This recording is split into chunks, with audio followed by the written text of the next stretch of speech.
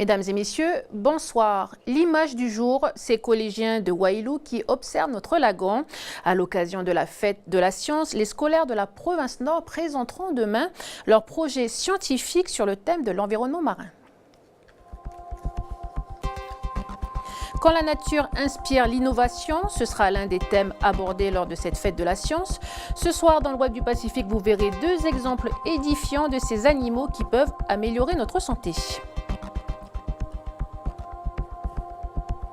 Le chômage et les liquidations judiciaires en hausse, quelle démarche faut-il faire pour obtenir des indemnités? Reportage.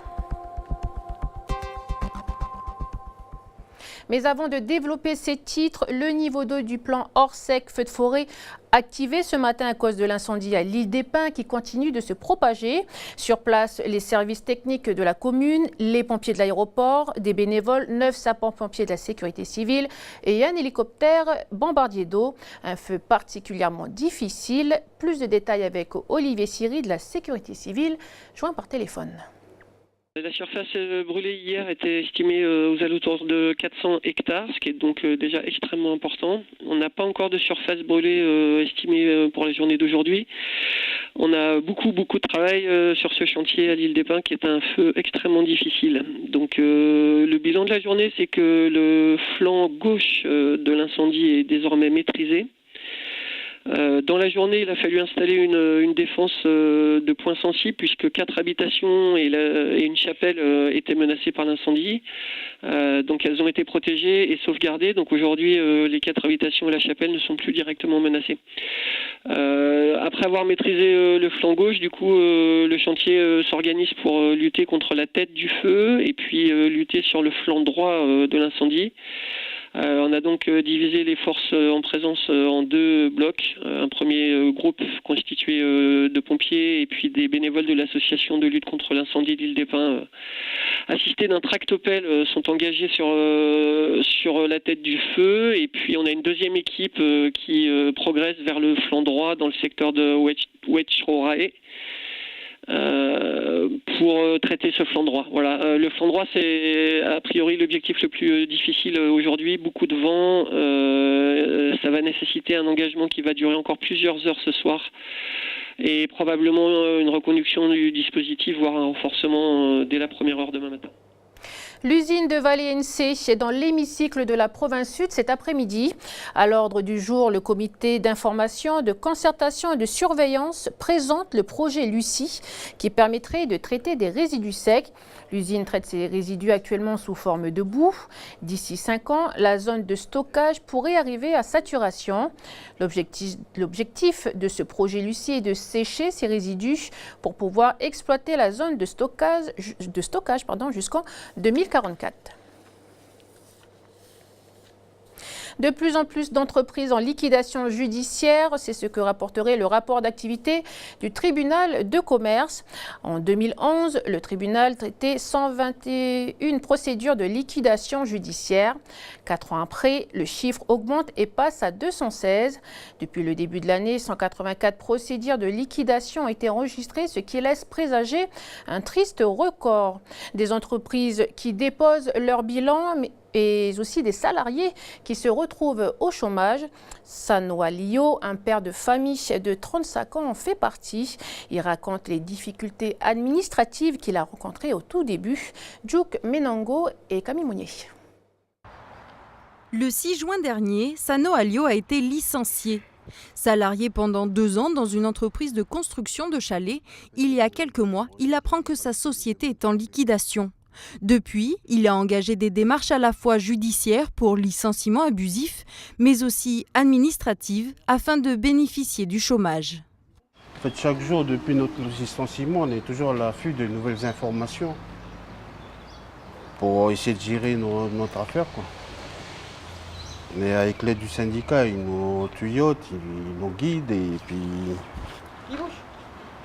ils nous accompagnent aussi.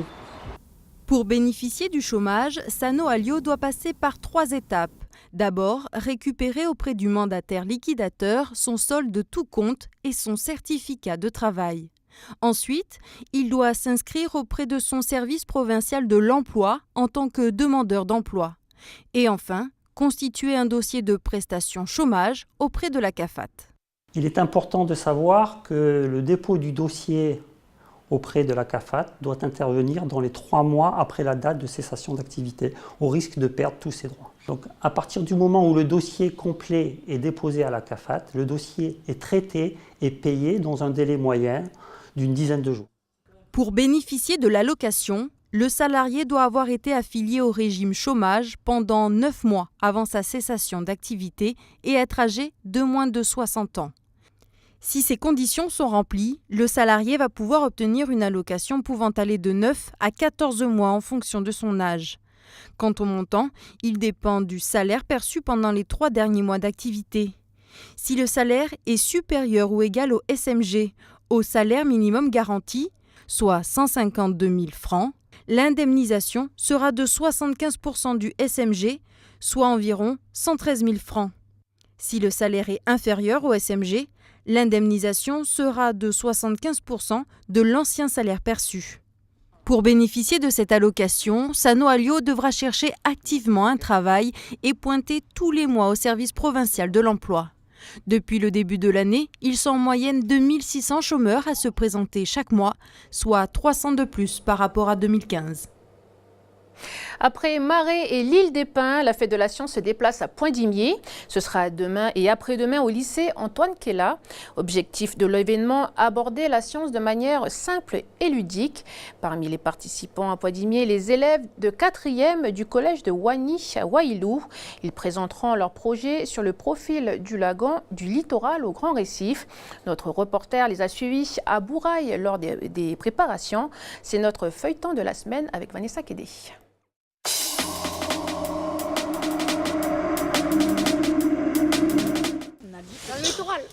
Sur le littoral auquel on trouve avant les herbiers, la mangrove et ensuite l'herbier.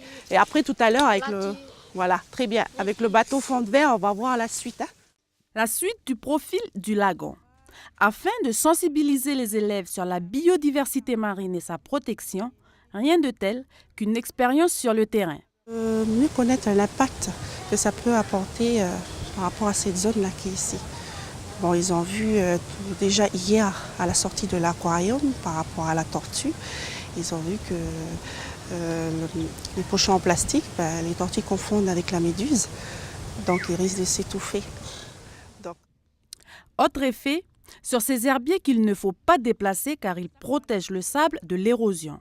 Les enfants se rendent compte de l'impact de l'homme sur le littoral, un impact qui se constate également dans les fonds marins. Pour exemple, cette tortue blessée par une hélice. Ça peut être l'hélice d'un bateau, ça peut être l'hélice d'un jet ski. Voilà. Donc vous avez vu, c'est pour ça qu'on dit qu'il faut, il faut une réglementation comme sur la route avec les voitures. On roule dans un sens, on ne roule pas dans tous les sens. Sur la mer, il faut aussi des réglementations. Cette sortie a permis aux élèves de 4e A du collège de Wani de concrétiser leur projet de panneau sur le profil du lagon. Ils le présenteront demain à l'occasion de la Fête de la Science au lycée Antoine Kella de Poindimié. Et on reste dans la science avec des animaux d'apparence insignifiante, voire repoussante, et pourtant ils recèlent de capacités qui pourraient révolutionner le monde médical. C'est dans le web du Pacifique, préparé par Stéphanie Marlier.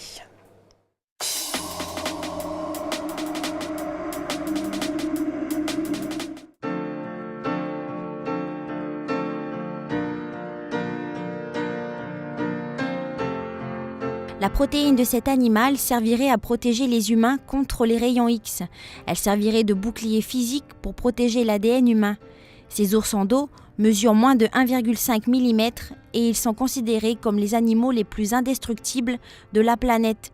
Une étude menée par le chercheur japonais Takuma Hashimoto qui pourrait révolutionner le monde médical.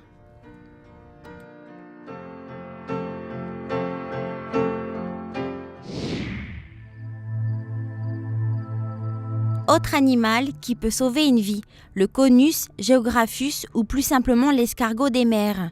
Selon des chercheurs australiens, son venin est composé en grande partie d'insuline, qui pourrait traiter au mieux les diabétiques. En injectant sa molécule à l'homme, cela pourrait donner lieu à un meilleur traitement du diabète.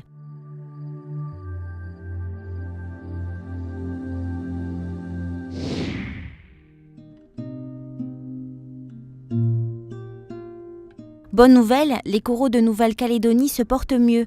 Ils sont partiellement régénérés.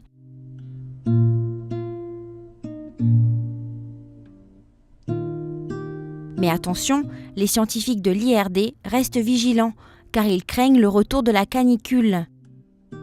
Rappelons qu'en début d'année, les récifs coralliens de Nouvelle-Calédonie ont été endommagés par un phénomène de blanchissement d'une ampleur jamais observée jusqu'alors.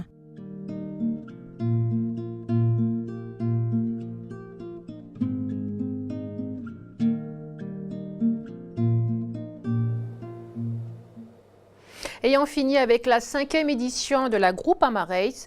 19 voiliers de 9 à 30 mètres sont actuellement sur nos eaux calédoniennes pour ce Tour de Calédonie.